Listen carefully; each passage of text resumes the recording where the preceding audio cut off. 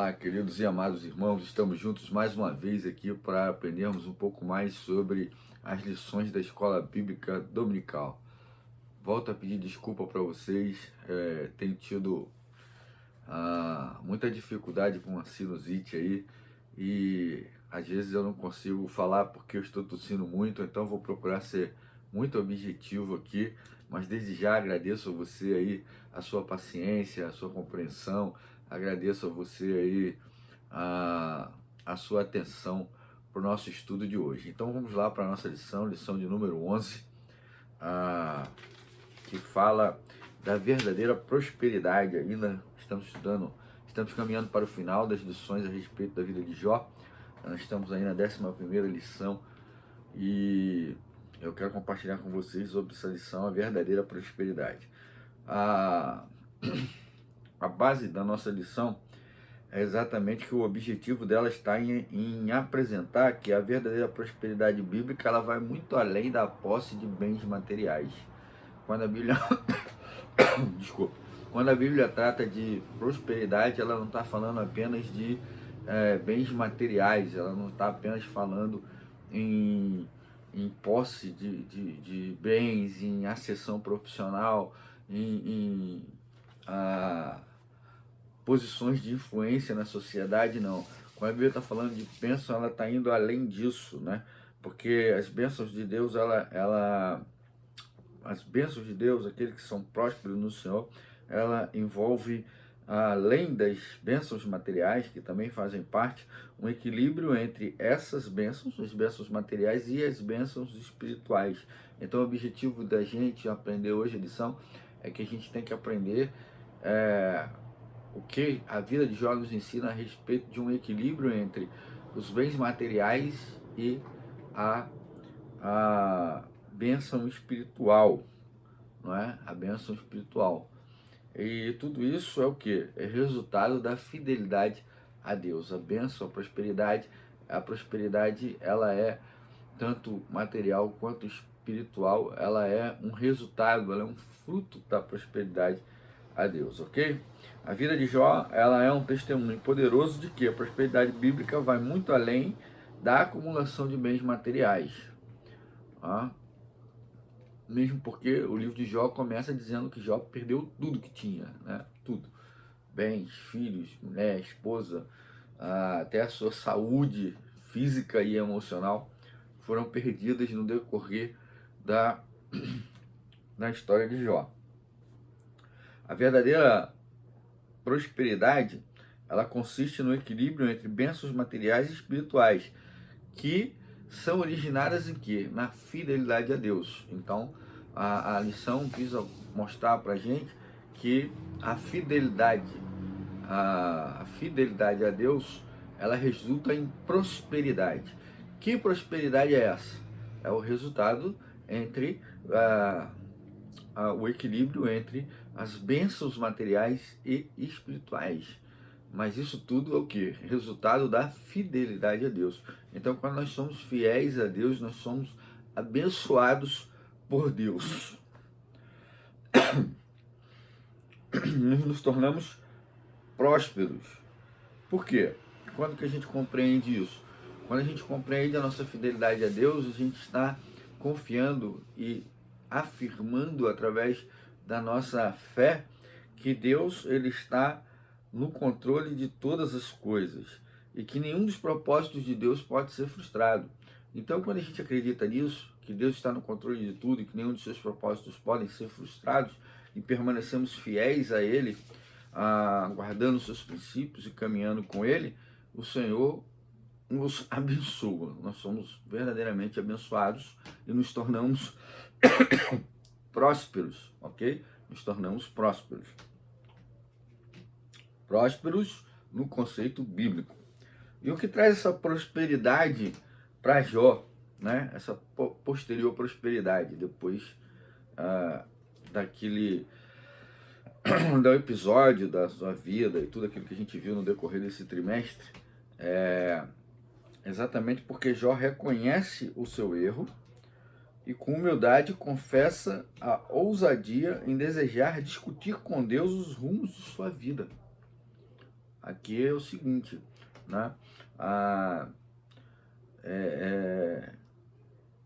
precisamos compreender o seguinte, irmãos, que a nossa vida pertence ao Senhor. E como ela pertence ao Senhor, o Senhor vai usar dela como for a seu critério para alcançar os seus propósitos. Claro que nós seremos abençoados com isso, não tenha dúvida. Ser usado para atingir os propósitos do Senhor é uma bênção, né? É ser próspero no seu ministério, na sua vida cristã, no seu caminho para a eternidade, tá? Então, nós não temos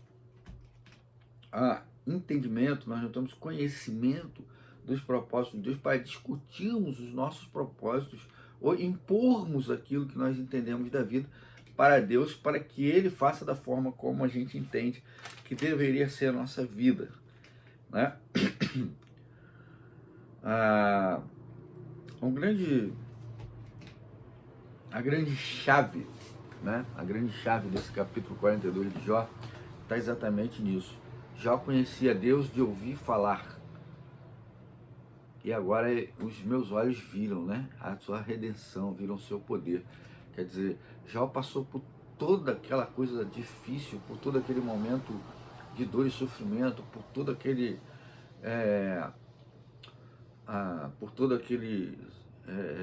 por toda aquela história, mas ele reconhece que ele viu Deus agir na vida dele. Ele viu que Deus não o abandonou, ele viu que Deus não deixou só, ele viu que Deus deu a ele tudo que ele precisava para sobreviver todo aquele tempo de dor e sofrimento. E Jó aprende com aquele tempo de dor e sofrimento, reconhece a sua insignificância diante da grandeza de Deus, tá? Vale salientar aqui que você não é insignificante, não é isso que eu estou dizendo, ok? Mas diante de Deus, sim, nós somos insignificantes. A nossa existência é insignificante diante da existência e da grandeza de Deus, tá? Nós somos agraciados, né? Graça e misericórdia que Jesus nos concede, que Deus nos concede através de Jesus e nos resgata porque nos ama, tá? Mas assim, em termos de qualidade, a qualidade da nossa natureza e a qualidade da natureza de Deus são incomparáveis, né? Deus é extremamente superior, porque Deus sabe todas as coisas, Deus é eterno, Deus é todo-poderoso, Deus é onisciente, onipresente. Nós não somos nada disso, gente. Então, a gente tem que compreender o quê? A gente tem que compreender, como Jó, que Deus sabe o que é melhor para a nossa vida. E confiar que nós não estamos desamparados por Ele em momento nenhum e que Ele está agindo sempre em nosso favor.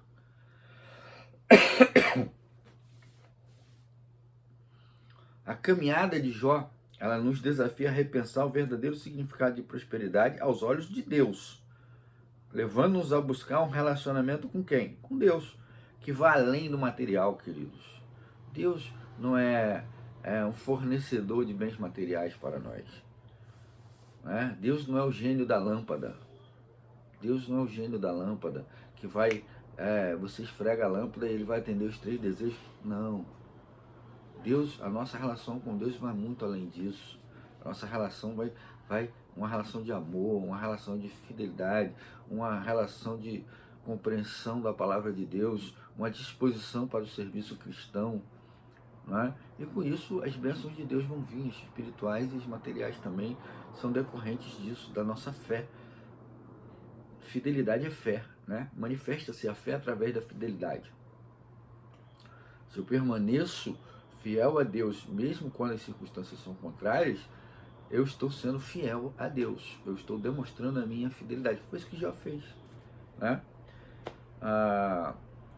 E se submeteu lá, né? Enraizando uma fé com humildade e submissão à vontade de Deus. Precisamos ser humildes e submissos à vontade de Deus. Isso é uma das grandes dificuldades da vida cristã, é exatamente essa, submissão à vontade de Deus. E aí vamos falar da restauração, um pouco da restauração de Jó, né? Jó, ele se arrependeu, certo? E ele pediu perdão a Deus, não porque ele pecou, né? Mas por questionar a sabedoria e a justiça de Deus, né? E ele não só se arrependeu de suas atitudes e reconheceu o grande poder e a perfeita justiça de Deus. quando ele tem aquele embate lá, que ele vai discutir com Deus e Deus coloca ele no lugar dele, ele percebe realmente, o Senhor está certo. Eu peço perdão porque eu tive a ousadia de querer debater com o Senhor, né? Jó faz essa avaliação. E aí ele está pedindo. E o engraçado é que a sua restauração, ela é resultado de quê? Da sua intercessão pelos seus amigos, conforme a orientação do próprio Deus. Quer dizer, ele vai lá e diz, olha para os teus amigos, ele realmente, meus amigos estão errados, meus amigos fizeram acusações injustas, meus amigos foram injustos com o Senhor, e eu peço que o Senhor os perdoe. Quer dizer, Jó foi restaurado não só por reconhecer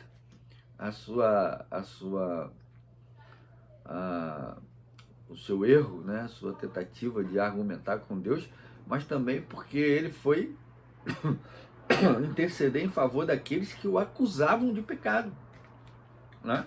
Os acusavam de pecado, quer dizer, ele entendeu a fraqueza, a necessidade dos seus amigos, de que ele deveria interceder por eles, porque Deus falou que ele deveria interceder, e ele, por amor aos amigos, por amor ao Senhor, ele faz o quê? Ele vai interceder pelos seus amigos.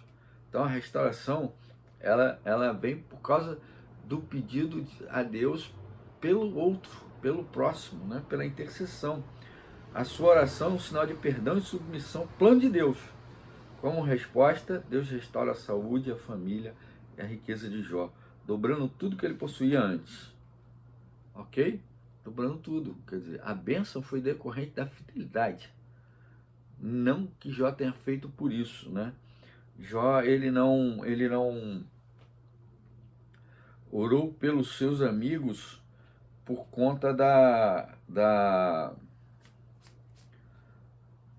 de Deus devolver para ele tudo aquilo que ele havia perdido. Não era essa a intenção. A intenção dele era salvar os seus amigos, né? A verdadeira prosperidade, ela pode surgir quando nos preocupamos com o próximo e praticamos a compaixão, mesmo em momentos de dor. A gente está sofrendo, mas quando a gente exerce a compaixão para com o nosso próximo, Deus se agrada de nós e Ele nos abençoa, tá?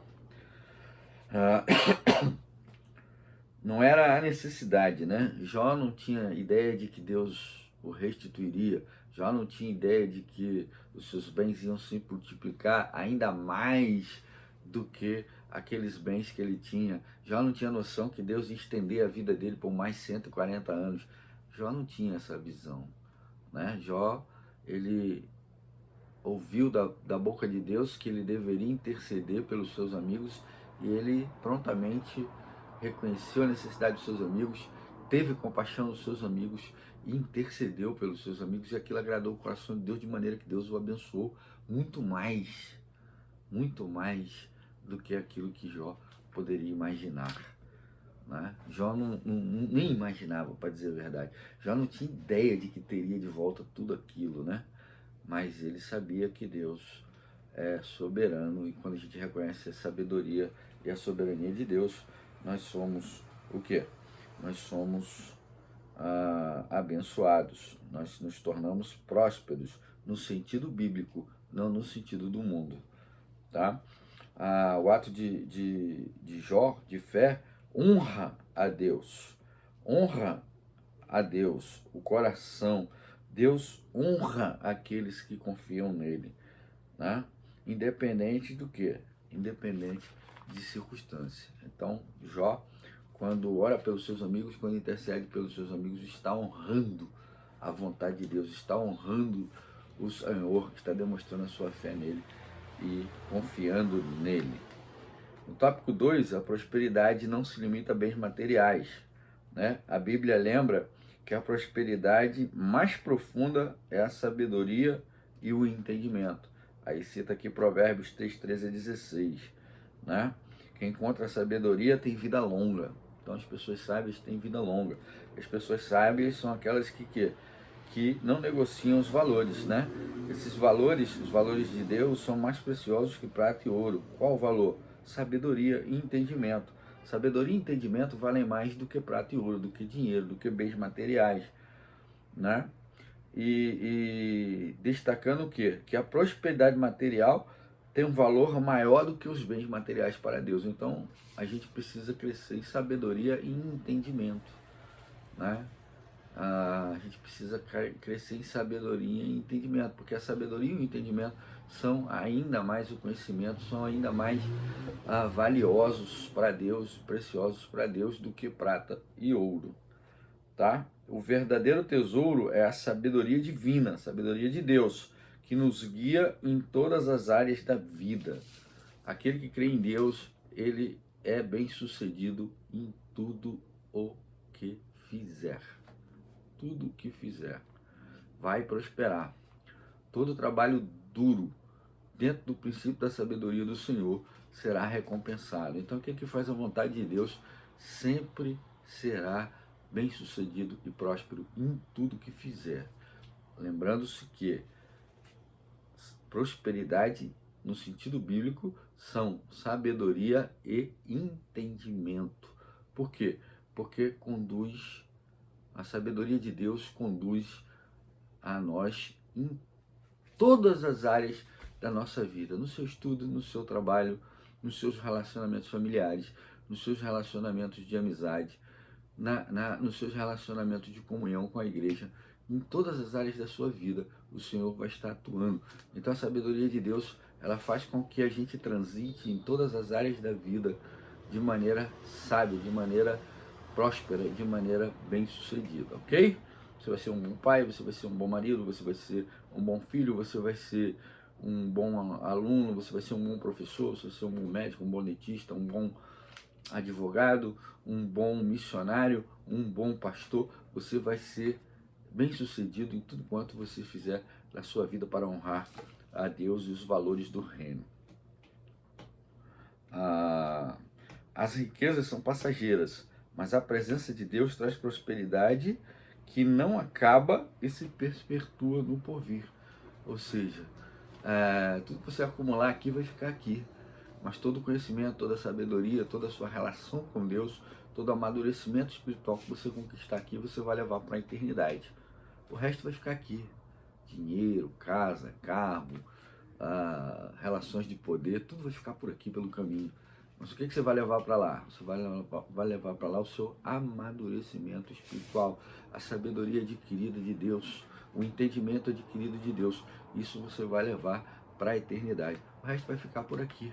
Então, para Deus é mais importante a sabedoria e o entendimento dos princípios e valores do reino de Deus do que os bens materiais e tudo que você vai conquistar aqui na sua vida, né? Então, se você está dedicando a sua vida apenas a conquistas materiais, você está aqui perdendo seu tempo, enquanto podia estar acumulando conhecimento de Jesus através da sua palavra, conhecimento do reino de Deus através da sua palavra, sentindo mais a presença de Deus na sua vida, porque essa presença é que vai adentrar a eternidade. Todas as outras coisas são passageiras e vão ficar por aqui. O impacto espiritual da prosperidade de Jó. Além das bênçãos materiais, Jó experimentou o quê? Longevidade e uma vida plena.